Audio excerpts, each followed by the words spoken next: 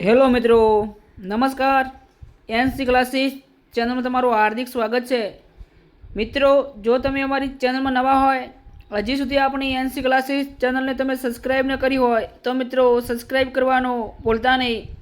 મિત્રો, વિદ્યાસહાયક ભરતી પ્રથમ જે તબક્કો છે એની સવારની અપડેટ આપણા વિડીયોની અંદર મૂકેલી છે, અને આજે બપોર પછીની અપડેટ છે જે બીજો લોટ કહેવાય એની પણ અપડેટ તમારી સમક્ષ લઈને આવી ગયા છે. તો એની પહેલાં ચેનલમાં નવા હોય તો મિત્રો લાઇક કરો, શેર કરો, સબસ્ક્રાઈબ કરો. બરાબર. ભવિષ્યના મારા ભાવિ શિક્ષક મિત્રો, હવે મિત્રો બપોર પછીની વાત કરીએ તો કેટલા ઉમેદવારોને બોલાવવામાં આવે છે? તો 80 ઉમેદવારોને બોલાવવામાં આવે છે, અને 80 ઉમેદવારમાંથી હાજર ઉમેદવાર કેટલા છે?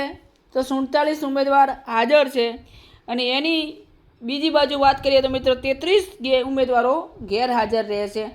હવે મિત્રો એક બીજો પણ મહત્વનો ટોપિક છે જે જ્ઞાન સહાયકનો, વિડીયોની અંદર જોડાયેલા રહેજો.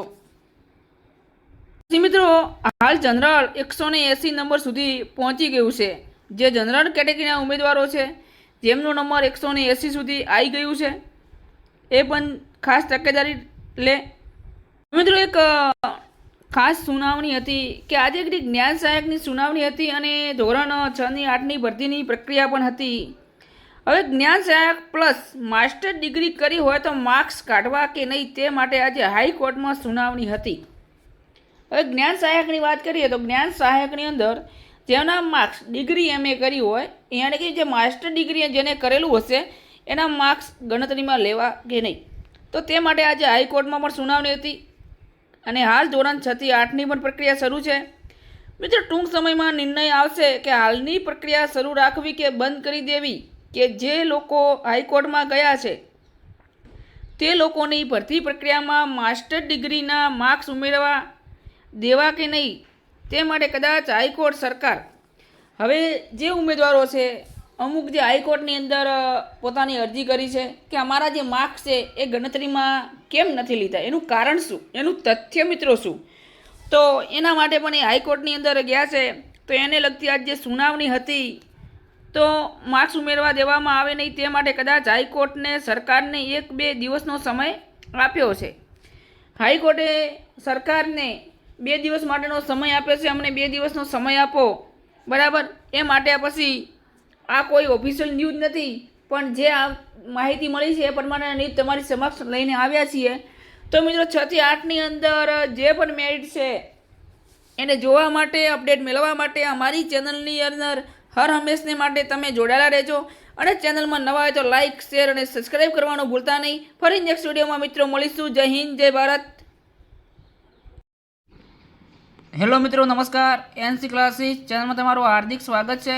મિત્રો, અમારી ચેનલમાં તમે નવા હોય તો લાઇક, શેર અને સબસ્ક્રાઈબ કરવાનું ભૂલતા નહીં.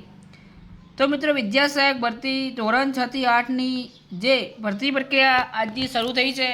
તો મિત્રો, જે સવારના સેશનની અંદરનું હતું કે કેટલા ઉમેદવારો હાજર છે, કેટલા ગેરહાજર છે, આપણે વિડીયો મૂકેલો છે. હવે મિત્રો, બપોર પછીની વાત કરીએ તો 301 થી 360 ઉમેદવારોને બોલાવેલ. એમાંથી મિત્રો માત્ર આપણે વાત કરીએ તો પૂરેપૂરા 60 ઉમેદવાર હાજર નથી થયા. માત્ર 39 ઉમેદવાર હાજર થયા છે. એટલે મિત્રો, મને એવું લાગે છે કે મેરિટ નીચું જશે, 100% મેરિટ નીચું જવાની સંભાવના થઈ શકે છે. ઘણું નહીં, પણ કદાચ માની લો કે સામાજિકમાં 72 હોય, જે 72.61 આપણે અટક્યું છે, તો 72.61 અટક્યું હોય તો લગભગ મારું અનુમાન છે ત્યાં સુધી 70 આવી શકે, કદાચ 70-71નો રેશિયો રહી શકે એની વચ્ચે. એટલે બીજા ઉમેદવારોને લાભ થશે. પછી 361 થી 400 એટલે છેલ્લો પ્રથમ જે રાઉન્ડ હતો એનો છેલ્લો તબક્કો, જે રાઉન્ડનો 3 તબક્કા હતા કુલ આજે, તો એમાંથી મિત્રો 40 જણને બોલાવેલા હતા. તો એમાં માત્ર ને માત્ર વાત કરીએ તો 22 ઉમેદવારો હાજર થયા છે, જ્યારે હજી પણ 18 ઉમેદવારો જે ગેરહાજર છે, હજી પણ 18 ઉમેદવારો ગેરહાજર છે. મિત્રો, આપણે સવારનો વિડીયો મૂકેલો છે, છતાં પણ જો તમે વિડીયોને ન નિહાળ્યો હોય તો ફરી આની અંદર અમે એડ કરીએ છીએ, બરાબર. તો જોઈ લેજો, એકવાર તમે મૂકેલો જ છે ઓલરેડી. અને ચેનલમાં નવા હોય તો લાઇક, શેર અને સબસ્ક્રાઈબ કરવાનું ભૂલતા નહીં. જય હિન્દ, જય ભારત.